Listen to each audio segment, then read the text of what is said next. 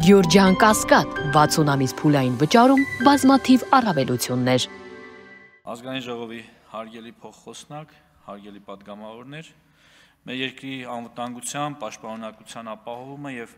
բանակի շարունակական զարգացումն այն ուղղություններն են, որոնց վրա կառավարությունը հետևողականորեն աշխատում է։ Պաշտպանության ոլորտում իրականացվող գործընթացներն ու ծրագրերը յուրաքանչյուրիս համար չափազանց կարևոր են, ուստի հարկ եմ համարում Ազգային ժողովի բարձր ամբիոնից եւս մի անգամ խոսել կառավարության ծրագրից ու Հայաստանի Հանրապետության բանակի կերպափոխման հայեցակարգից բխող բարեփոխումների ընթացիկ արդյունքներից։ 2026 թվականին նախարարության համար նախատեսված 563.1 միլիարդ դրամ ֆինանսական միջոցներից ընթացիկ ծախսերը կազմում են 259.4 միլիարդ դրամ,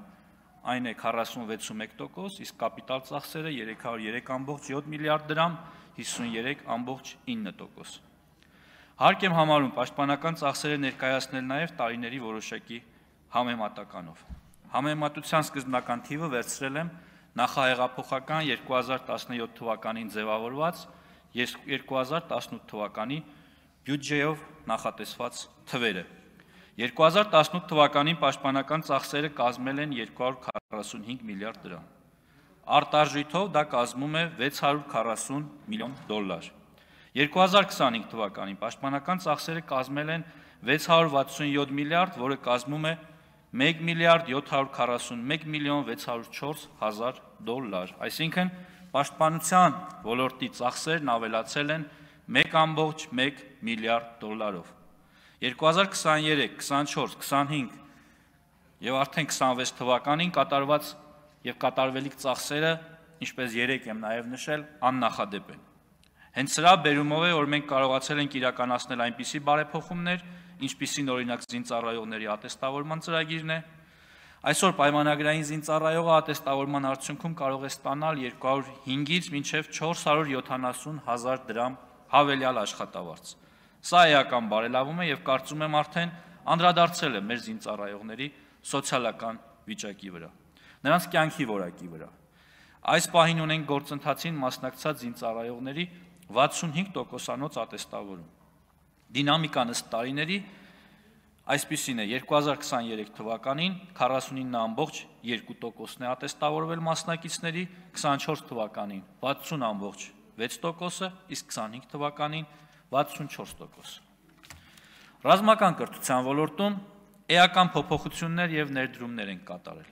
Հայաստանի Հանրապետության բանակի ամենաարժեքավոր կապիտալը նրա մարդկային ռեսուրսն է։ Ռազմական կրթօջախներում են ձևավորվում զինուժի պաշտպանունակության կարևորագույն բաղադրիչները, վաղվա բանակի դիմագիծը, նրա արհեստավարժությունը, բարոյական նկարագիրն ու արժեհամակարգը։ Ուզում եմ հիշեցնել, որ 26 թվականին ռազմաուսումնական հաստատությունն ավարտող երիտասարդը նշանակմանը զուգահեռ կարող է ստանալ նորակառույց բնակարան, որը կարող է տնօրինել սեփական հայեցողությամբ։ Իհարկե բացառություն է կազմում այստեղ վաճառքի իրավունքը։ Ուզում եմ խոսել ռազմական կրթօջախների կրթաթոշակների մասին։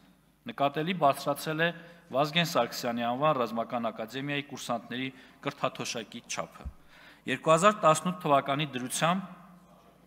կուրսանտը ստանում էր 5300-ից 13000 դրամ, իսկ գերազանցության պարագայում եւս 10000 դրամ հավելյալ կրթաթոշակ։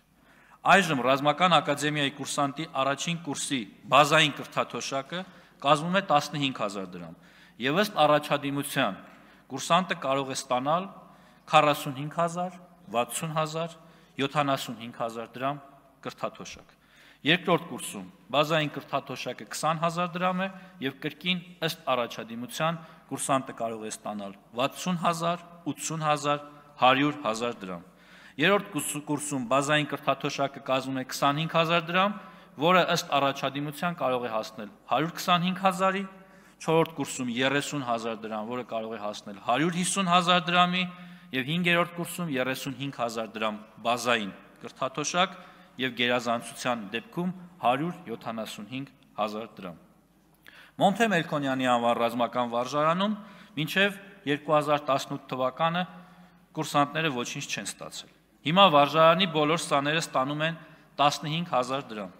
Միջին առաջադիմությամբ կուրսանտները ստանում են 30000 դրամ գերազանց առաջադիմությամբ կուրսանտները 45,000 դրամ։ Ինչ վերաբերում է կուրսանտների թվին, ասեմ, որ ակադեմիայի կուրսանտների թիվը 2018 թվականի համեմատ աճել է 26%-ով, ինչը խոսում է նրա մասին, որ էապես փոխվել է մեր հանրության վերաբերմունքը ռազմական կրթության նկատմամբ եւ երիտասարդների վերաբերմունքը այս մասնագիտության նկատմամբ։ Չեմ կարող չանդրադառնալ պաշտպան հայրենիաց ծրագրին, հիշեցնեմ, որ ծրագրով ժամկետային զինծառայողները դառնում են պայմանագրային եւ 5 տարով պայմանագիր են կնքում պաշտպանության նախարարության հետ։ Ավելին ասեմ, օրենսդրական մեկ այլ նախաձեռնություն ունենք, որի համաձայն պաշտպան հայրենիաց ծրագրի շահառուները կարող են պայմանագիրը դարձնել 7 եւ 10 տարով։ Ինչպես արդեն նշել եմ, միայն 2 տարվա ընթացքում ծրագրի շահառուների թիվը 4220 է, որը պարբերաբար աճում է։ Օրինական թափանցիկ պարզեցված համակարգով զորակոչը հասարակության մեջ բանակի նկատմամբ վստահության շեմը բարձրացնելու ամենահուսալի միջոցն է։ Արում է առավելագույնը զորակոչի օրինականությունը երաշխավորելու համար, առաջին հերթին հենվելով իրավախախտումներն ու սողանցքները բացառող մեխանիզմների վրա։ Մեզ համար կարևոր նշանակություն ունեն 25-օրյա վարժական հավաքները։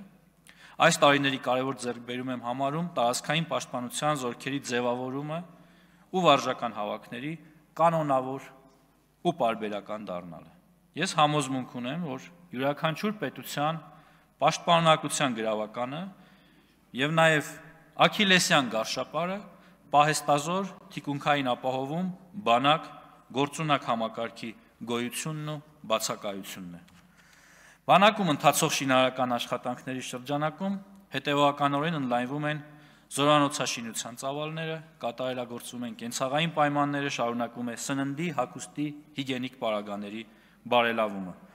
Մշտապես մեծացվում է ինժեներաշինարարական աշխատանքների ծավալը, շարունակվում է բանակային դիրքերի կահավորումը նոր եւ գերժամանակակից սարքավորումներով։ Այս ամենն ավելի անվտանգ է դարձնում դիրքապահ անձնակազմի ծառայությունը եւ բարձրացնում պետական սահմանի պաշտպանվածության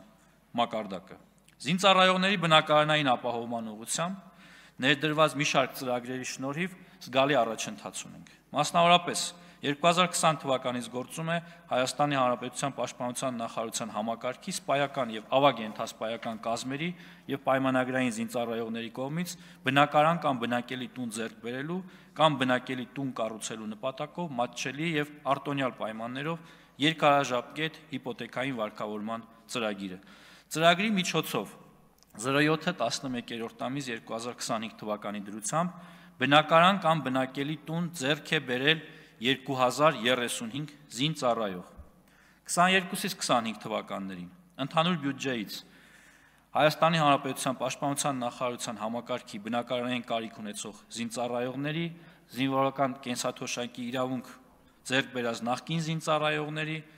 զոհված եւ զինվորական հաշմանդամության կենսաթոշակի իրավունք ունեցող նախկին զինծառայողների ընտանիքների բնակարանային ապահովման տողով բնակարան է հատկացվել 564 շահառուի։ Ընդհանուր առմամբ նշված ժամանակահատվածում բնակարան է ձեռք բերել 2600 շահառու։ Ռազմատեխնիկական կապերի ընդլայնումն ու սպառազինության դիվերսիֆիկացիան մեր անվտանգային ճարտարապետության գլխավոր ուղղություններից է։ Հենց այս տրամաբանությամբ էլ շարունակում ենք զինված ուժերի սպառազինության արդիականացման ուղղված աշխատանքները, համագործակցությունը նոր գործընկերների հետ։ Մեր ուշադրության կենտրոնում է նաև տեղական ռազմարտությունաբերությունը։ 2022 թվականին մենք ունեցել ենք մոտավորապես տեղական ռազմարտությունաբերական ընկերությունների հետ 5.5 միլիարդ դրամի պայմանագիր։ Հետագայում եռամյա պայմանագրերի արդյունքում այդ թիվը այսօր դարձել է 171 միլիարդ ՀՀ դրամ։ Հայաստանն իր սպառազինությունն ու բանակը օգտագործելու է մեկ նպատակով՝ Հայաստանի Հանրապետության տարածքային ամբողջականությունն ու ինքնիշխանությունը պաշտպանելու համար։ Հարգելի գործընկերներ, բանակի խելամիտ համալրումը մեր ռազմավարական առաջնահերթություններից է։ Գործող բազմաթիվ այլ ծրագրերին ու միջոցառումներին մենք հավելել ենք նյութական խթանների ներդրումը, պատվովճարների եւ առանձնաշնորհումների տեսքով։ Ռազմական բուհերի շրջանավարտներին բնակարան հատկացնելու որոշումը, ատեստավորման գործընթացի ներդրումը, պաշտպան հայրենյաց ծրագիրը, կանանց 6-ամսյա կամավոր ժամկետային ծառայության համակարգը, օրենսդրական նախաձեռնությունը, ըստ որի պահեստազորում հաշվառված սպաները կարող են վերադառնալ բանակ, շարունակել ծառայությունը սահմանված զորամասերում, միևնույն ժամանակ պահպանելով զինվորական թոշակը, այս ամենը հայրենիքի պաշտպանության, գաղափարի ամրապնդման եւ զինծառայողի աշխատանքը կարևորելու նոր ձևաչափեր են, ինչը արագ եւ հեռանկարային արդյունքներ է ենթադրում։ Շնորհակալ եմ։